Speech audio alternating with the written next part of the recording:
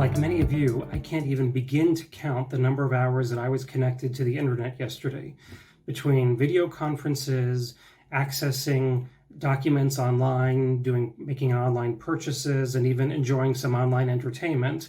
I had an internet connection. And most of us have trouble thinking today about what life might be like if we didn't have internet connectivity. But the truth is, there are many people in our community, especially low-income families, who don't have adequate internet access. And some of those who do have some access have very inadequate access, like maybe a single smartphone for an entire family. This is especially true among immigrant residents in our region.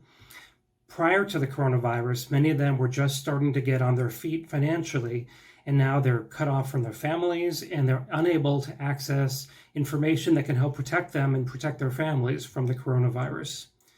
Now, the digital divide isn't something new in our country. We've long known that people who don't have adequate access to technology have a harder time getting ahead with their jobs, with employment, have a harder time getting ahead financially. But this digital divide, this barrier between the haves and have-nots with technology, is growing even larger and more important now in the age of the coronavirus.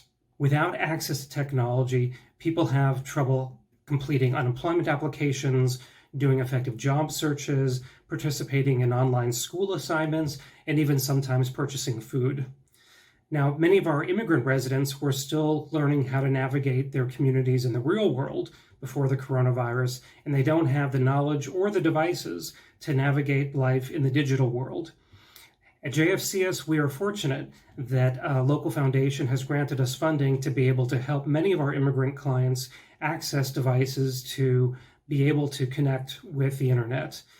Kids are now using them for school assignments, parents are using them to access information and services, and to stay connected with their families.